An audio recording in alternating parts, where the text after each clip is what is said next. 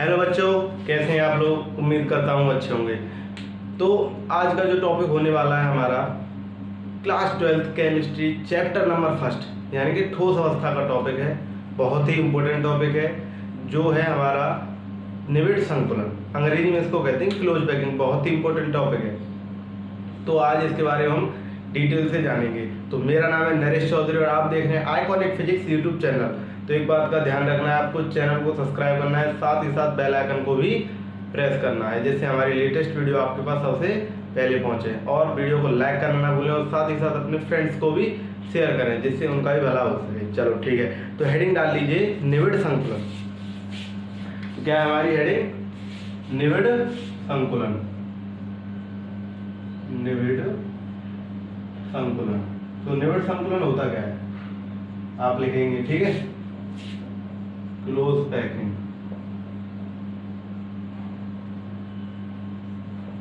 तो निविड़ संकुलन क्या है?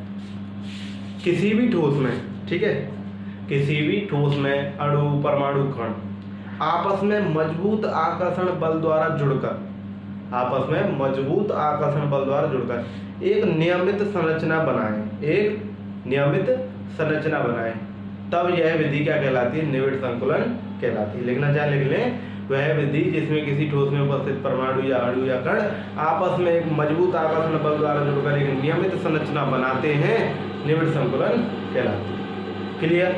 निविड़ संकुलन तीन प्रकार के होते थे, वो तीन प्रकार।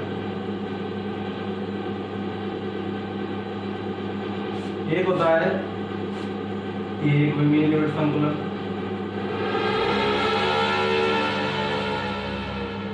एक विमीय निविड़ संकुलन। एक होता है द्विविमीय, 1D कहते हैं इसे, वन डायमेंशनल द्विविमीय निविड़ संकुलन।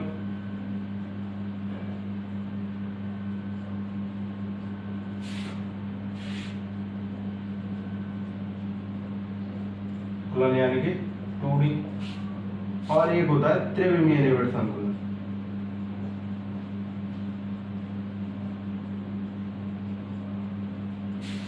निविड़ संकुलन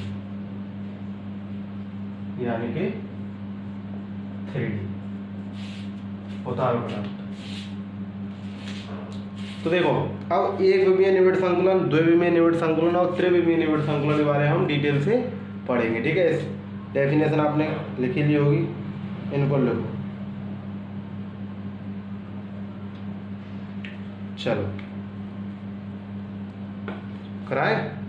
तो अब हेडिंग डालेंगे एक विमीय निविड़ संकुलन। हेडिंग होगी आपकी क्या होगी? एक विमीय निविड़ संकुलन, वन डायमेंशनल क्लोज पैकिंग। चलो देखो, एक विमीय निविड़ संकुलन क्या होता है? किसी भी क्रिस्टलीय ठोस में जो हमारे परमाणु होते हैं, परमाणु है वो क्या है?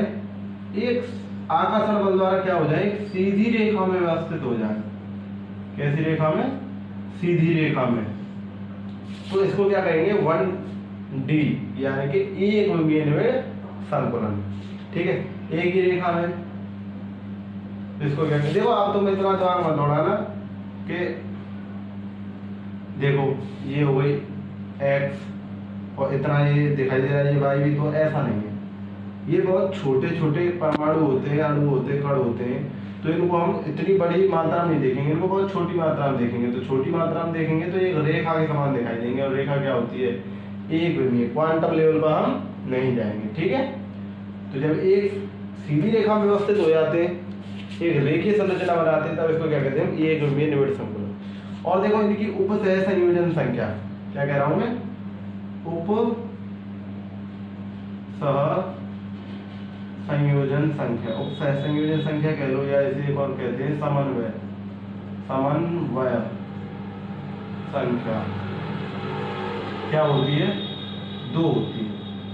शॉर्ट में पूछ लिया जाता है कि भाई साहब बताइए एक विमीय निविड़ संकुलन की उपसह संयोजन संख्या कितनी होती है? तो आप बताएंगे 2। तो उपसह संयोजन संख्या क्या होती है? सवाल उठता है उपसह संयोजन संख्या होती क्या है? तो देखो, किसी भी परमाणु से जुड़े हुए कुल परमाणु की संख्या को क्या कहते हैं? हम उपसह संयोजन संख्या। इसमें से आप कोई भी परमाणु उठाओ, चलो मैंने ये वाला उठा लिया, इससे एक तो ये जुड़ रहा है, एक जो जुड़ रहा है, और कोई जुड़ रहा है क्या इससे? नहीं जुड़ रहा। इस वाले को उठा लो, इससे एक तो ये जुड़ रहा है, एक ये जुड़ रहा है, और कोई जुड़ रहा है क्या? नहीं जुड़ रहा। इस वाले को उठा लें, इससे ये जुड़ रहा है और ये जुड़ रहा है।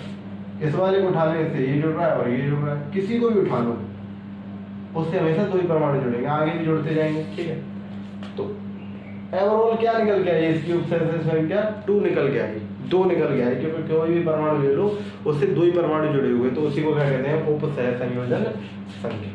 ठीक है, चलो मिटा लिया। अब मिटा दो, उतार लिया हो तो अब बात करते हैं द्विविमीय निबिड़ संकुलन। द्विविमीय निबिड़ संकुलन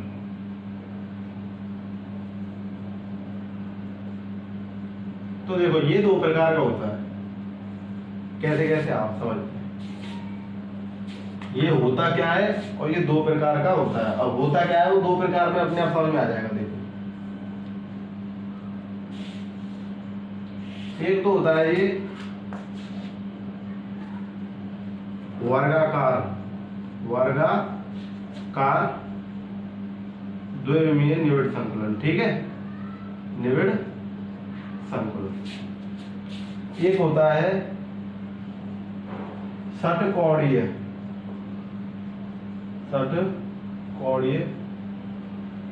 द्विविमीय निबिड़ संकुलन। ठीक है, या तो कोई परेशानी? चलो मिटा रहा हूं मैंने। ठीक है, मैं उतार लिया। चलो अब देखो, अब क्या होगा यहां देखेंगे हम। द्विविमीय वर्गाकार की बात कर रहे हैं हम, और द्विविमीय षटकोणीय आप वहीं लिख सकते हैं, उसके नीचे मेरे पास जगह नहीं थी। ठीक है, अब देखो इसमें क्या है। देखो द्विविमीय का मतलब क्या है? जैसे हमारे पास एक विमीय निबिड़ संकुलन संरचना कुछ ऐसी थी, जो हमारे पास परमाणु सीधी रेखा में जुड़ गए तो एक रेखीय संरचना प्राप्त हुई। अब वही क्या है, अगर हम एक विमीय निबिड़ संकुलन संरचना को एक के ऊपर एक के ऊपर एक के ऊपर एक के ऊपर एक के ऊपर एक के ऊपर एक रखते जाएंगे, तब हमें क्या होगा? द्विविमीय निबिड़ संकुलन संरचना प्राप्त होगी। लेकिन उसमें रखने की कंडीशन है कि हम एक विमीय निबिड़ संकुलन संरचना को एक दूसरे के ऊपर किस तरीके से रख रहे हैं, वो इम्पोर्टेंट है। अगर जो हमारे पास एक विमीय निबिड़ संकुलन संरचना है, एक विमीय निबिड़ संकुलन संरचना, इनको एक के ऊपर एक समान रूप से रख दें। देखो ऐसे करके, ऐसे करके,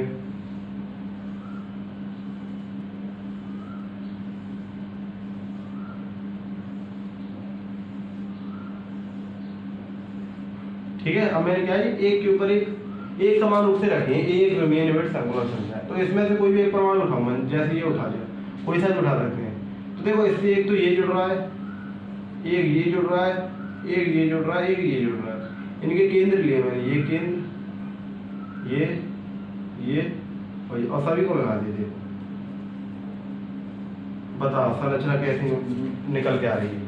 संरचना निकल के आ रही है वर्गाकार। यानी जब एक विमीय निबिड़ संकुलन संरचना को एक दूसरे के ऊपर एक समान रूप से रखा जाता है, तब इस प्रकार प्राप्त संरचना वर्गाकार होती है। इसी को ही हम वर्गाकार द्विविमीय निबिड़ संकुलन कहते हैं।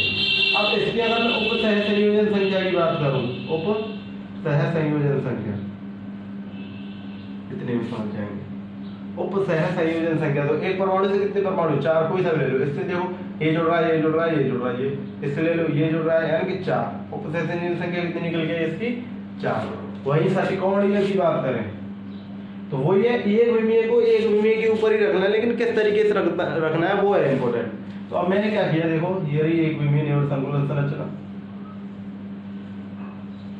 ठीक है, अब मैंने क्या किया, इनको एक दूसरे के ऊपर ना रखते हुए मैंने इनको फंसा बीच बीच में रखना चालू कर दिया, ऐसे करके।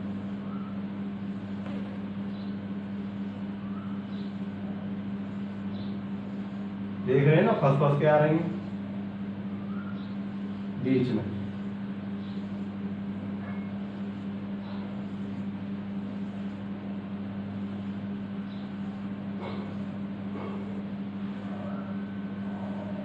ठीक है, ऐसे मैंने एक के ऊपर एक फंसा के रखी। अब देखो इसमें कोई एक परमाणु ले लो कहीं से, जैसे मैंने ये ले लिया, ये कोई सा भी ले लो, तो देखो ये एक इससे अटैच है, एक इससे अटैच है, एक इससे, एक इससे, एक इससे, और ये भी जुड़ रहा है इसके साथ। ठीक है, तो थोड़ा बना नहीं है ढंग से। ठीक है, तो एक इससे टोटल कितने हो गए? 1 2 3 4 5 6। इनके सेंटर को ले लो। अब देखो कैसी संरचना बन गई, षटकोणीय बनी है नहीं बनी? तो इसी को कहते हैं हम षटकोणीय द्विविमीय निबिड़ संकुलन। जब एक विमीय निबिड़ संकुलन संरचना को एक दूसरे को फंसा के रखा जाता है, कैसे फंसा के रखा जाता है, तब इस प्रकार हमें एक षटकोणीय संरचना प्राप्त होती है। इसी को ही कहते हैं हम षटकोणीय निबिड़ संकुलन। ठीक है, अगर इसके ऊपर से संयोजन संख्या की बात करें, जनसंख्या की बात करें, देखो एक परमाणु से कितने जुड़े हुए हैं? 6। तो इसकी उपसंयोजन संख्या कितनी होती है? 6। क्लियर? चलो उतारो। अच्छा दिखाई दे रहा है? चलो ये हो गया एक विमीय, द्विविमीय हो गया। अब बात करते हैं हम त्रिविमीय की। ठीक है, 4 है, 4।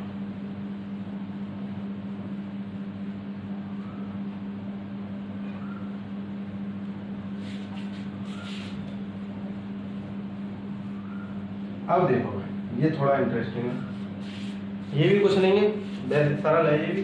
अब देखो अब किसकी बात कर रहे हैं हम? त्रिविमीय निबिड़ संकुलन। हेडिंग डालेंगे त्रिविमीय निबिड़ संकुलन। ठीक है, त्रिविमीय निबिड़ संकुलन। अब देखो त्रिविमीय निबिड़ संकुलन में क्या करना है हमें? ये 2 प्रकार के होते हैं। पहले प्रकार को समझेंगे, बाद में इसको समझ जाएंगे। एक होता है घनाकार त्रिविमीय निबिड़ संकुलन। ठीक है, निबिड़ संकुलन। एक होता है षटकोणीय त्रिविमीय निबिड़ संकुलन। ठीक है, अब देखो त्रिविमीय में होता क्या है? हम द्विविमीय निबिड़ संकुलन संरचना को उठा के एक दूसरे के ऊपर रख देते हैं। क्या कहते हैं? द्विविमीय तो होता था एक विमीयों को एक दूसरे के ऊपर रख देते, तब हमें द्विविमीय प्राप्त होता था। द्विविमीय में क्या होता है कि त्रिविमीय में क्या होता है कि द्विविमीयों को एक दूसरे के ऊपर रखते आते हैं, तो हमें क्या प्राप्त होता है? त्रिविमीय। तो वही क्या कहलाती है? त्रिविमीय निबिड़ संकुलन। अब ये 2 प्रकार की होती है। अब डिपेंड करता है हम द्विविमीयों को एक दूसरे के ऊपर कैसे रख रहे हैं। ठीक है, अब देखो अगर द्विविमीयों को हम एक दूसरे के ऊपर ऐसे रखें कि हमें एक घनाकार संरचना प्राप्त हो। कैसी संरचना प्राप्त हो? घनाकार। तब इसको कहते हैं हम घनीय निबिड़ संकुलन। घनीय त्रिविमीय निबिड़ संकुलन कहते हैं हम। कुछ ऐसी संरचना होती है, इसकी 3D बनाने की कोशिश कर रहा हूँ, बन जाए तो। 3D है पूरा चैप्टर में, दिक्कत होती है इसमें चित्र बनाने में। चलो कोशिश करते हैं। ठीक है, यहाँ परमाणु, यहाँ परमाणु, यहाँ परमाणु, 2 परमाणु यहाँ, 1 परमाणु यहाँ, यहाँ परमाणु, यहाँ परमाणु, 1 परमाणु यहाँ, 1 केंद्र में, 2 यहाँ, 1 यहाँ। तो इसमें परमाणु ऐसे व्यवस्थित रहते हैं। ठीक है, कैसी संरचना है ये? त्रिविमीय संरचना है। बहुत देखो 3 अक्ष है इसके पास, 1 2 3। ठीक है, अब देखो इसमें कणों का व्यवस्थापन कैसे है? देखो ऐसे, देखो 1 2, देखो 1 घेरा, 1 घेरा, 1 घेरा, 3 ये। अब वो तुम्हें दिखाई दे रहे होंगे ये अलग अलग, ये ऐसे नहीं है। देखो इनकी संरचना कुछ ऐसे होती है, ऐसे, फिर ऐसे, फिर ऐसे, और फिर ऐसे। यहाँ तक हो गया, यहाँ तक 3 ये, फिर 2 ये, 2 1 ये वाला आ गया नीचे।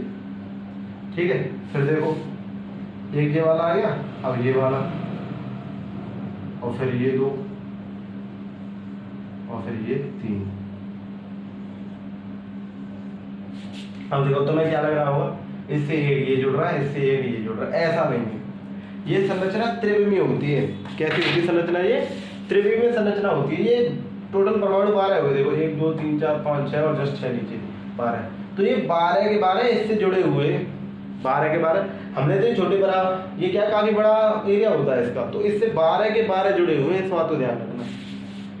कैसे जुड़े हुए हैं, 12 के 12 परमाणु जुड़े हुए हैं ऐसे करके। ये एक परमाणु हो गया, 12 1 2 3 4 5 6 7 8 9 10 11 12 ऐसे करके सभी इससे जुड़े हुए, पर इसमें हम दिखा नहीं पा रहे हैं। 12 के 12 परमाणु इससे आपस में जुड़े हुए हैं। इसका क्रम हो गया देखो A B C, किस टाइप का क्रम हो गया इसका, A B C A B C, ठीक है। अगर इसकी उपसहसंयोजन संख्या की बात करूं मैं, उपसहसंयोजन संख्या, तो देखो इससे 12 जुड़े रहे थे तो इसकी कितनी होगी 12। यहाँ लगाया हुआ इसकी 1 2 2 ही होगी, इसकी 2 नहीं 12 होती है, क्योंकि ये 12 के 12 इस अकेले से जुड़े हुए हैं, दिखा नहीं सकते, 3D स्ट्रक्चर है, 2D बोर्ड है, ठीक है। अब बात करते हैं षटकोणीय त्रिविमीय। षटकोणीय में क्या है, देखो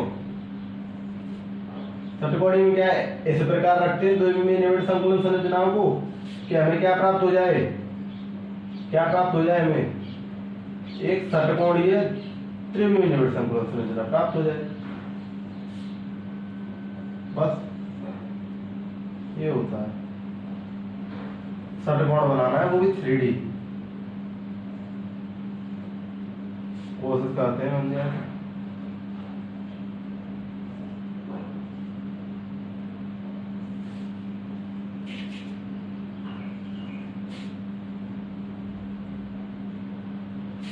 थोड़ा इसको और नीचे लेते हैं, जा भाई बन जा।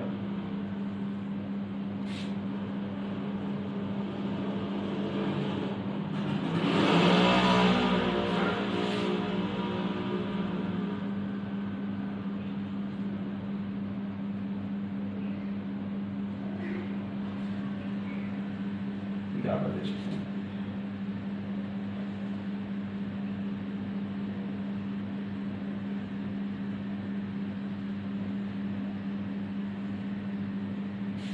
ये बन गया, देखो षटकोण लग भी रहा होगा, त्रिविमीय षटकोण। इसमें परमाणु 1 2 3 4 5 6 ऐसे 1 2 3 4 5 6, बीच में एक परमाणु पाया जाता है। इसमें भी इससे ऊपर 6 जुड़े हुए हैं, इससे नीचे 6 जुड़े हुए हैं, तो इसकी भी उपसहसंयोजन संख्या कितनी हो गई, उपसहसंयोजन संख्या कितनी होगी 12।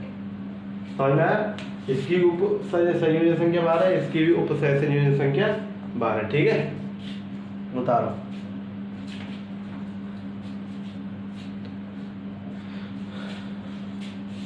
हो गया।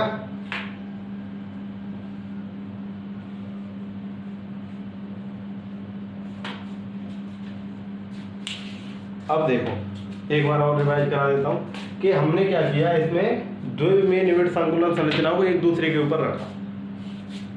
कैसे कैसे रखा, उस कंडीशन में हमारे पास ये दो अलग अलग प्रकार की षटकोणीय त्रिविमीय निविड़ संकुलन संरचना और एक निकल गई घनाकार त्रिविमीय निविड़ संकुलन संरचना प्राप्त हुई। एक बार तो हमने द्विविमीय निविड़ संकुलन संरचना को ऐसे रखा कि हमें एक वर्गाकार मिले, और एक बार ऐसे रख के देखा कि एक बार हमें क्या मिल जाए, षटकोणीय मिल जाए। और भी रखने की कोशिश की, कुछ हुआ नहीं, ठीक है।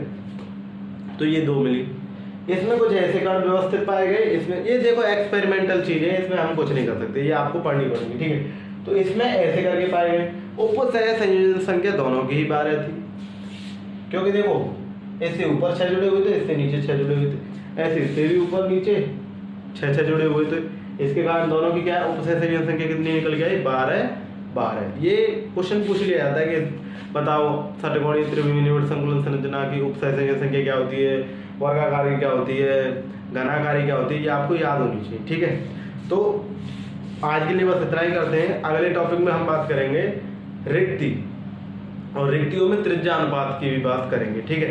तो मैं आपसे गुजारिश करना चाहूँगा कि चैनल को सब्सक्राइब करें, बेल आइकन को प्रेस जरूर करें, जिससे कि न्यू वीडियो की अपडेट आपको सबसे पहले मिले, और वीडियो को लाइक करें और साथ ही साथ अपने फ्रेंड्स में शेयर भी करें, जिससे उनका भी थोड़ा भला हो जाए। अपना ही अपना मत करो, दूसरे का भी करो, हमारा भी करो, ठीक है। तो पढ़ाई करते रहिए। All the very best.